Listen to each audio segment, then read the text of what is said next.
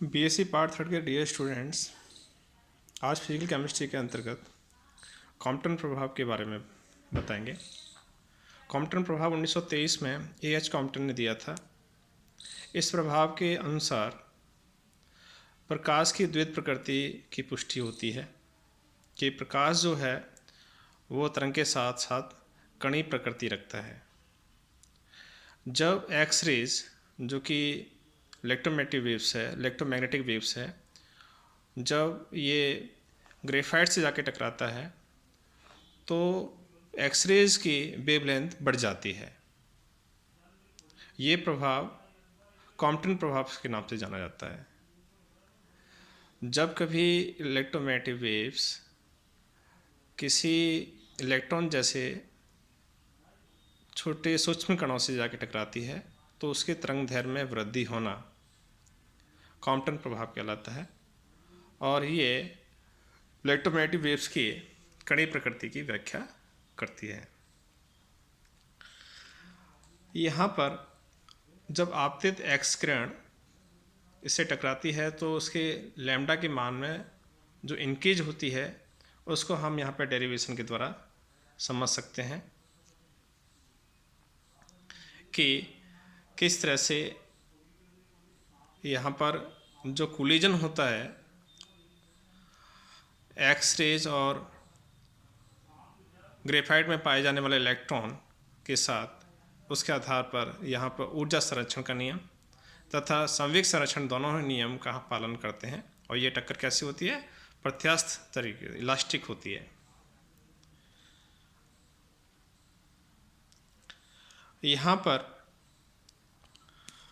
चूँकि संवेग एक वेक्टर क्वांटिटी है तो यहाँ पर हम ये जो टक्कर है वो उसी तरह से मान सकते हैं कि जिस तरह से जो कंचे होते हैं जो फर्श पे बिखरा हुआ होता है, एक गतिमान कंचा आता है जो कि स्टैटिक है, उससे टकराता है और दोनों की डायरेक्शन बदल जाती है, और पहले वाले कंचे की जो कि गतिशील है उसकी वेग कम हो जाता है, और इस तरह की इलास्टिक जो टक्कर होती है वैसे ही यहाँ पे हमें देखने को मिलता है।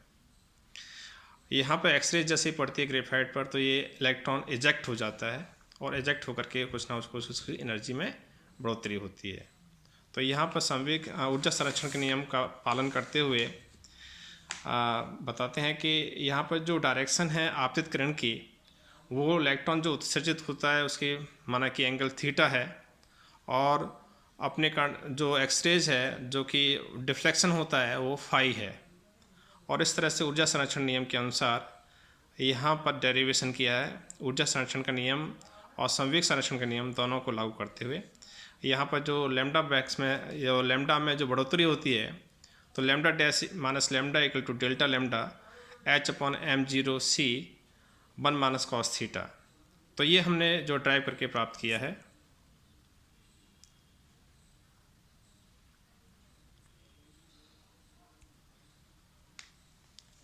और इसके आधार पर ये जो पुष्टि लैम्डा में बढ़ोतरी हुई है वो हम पुष्टि या सत्यापन कर सकते हैं प्रयोग के द्वारा।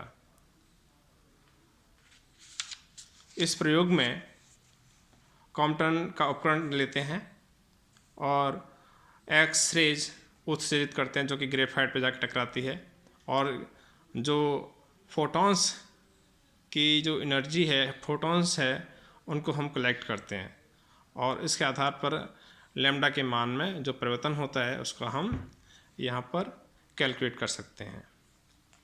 तो इस तरह से कॉम्पटन प्रभाव में के जो डेरिवेशन है के आधार पर फॉर्मूला जो निकाला है उसके लैम्डा के मान में जो बढ़ोतरी हुई है वो डेल्टा लैम्डा जो कि कॉम्पटन शिफ्ट कहलाता है उसकी कैलकुलेट किया, जो कि प्रायोगिक मान के बराबर आता है। अतः इसकी ये पुष्टि होती है कि यहाँ पर जो फोटॉन हैं, जो इलेक्ट्रोमैग्नेटिक वेव्स हैं, वो कण के रूप में होती हैं, और इस तरह से कॉम्पटन प्रभाव की यहाँ पे व्याख्या की गई। इसके साथ मैं पीडीएफ भेज रहा हूँ। पीडीएफ में पूरा डेरिवेशन है, और उस डेरिवेशन के आधार पर हमने कॉम्पटन शिफ्ट जो कि डेल्टा लैम्डा है उसको कैलकुलेट किया है। तो उसके साथ साथ हम इसको स्टडी करेंगे और इजीली समझ में आ जाएगा कि किस तरह से कॉम्पटन प्रभाव क्या होता है और उसका डेरिवेशन किस प्रकार से है। Thank you for listening.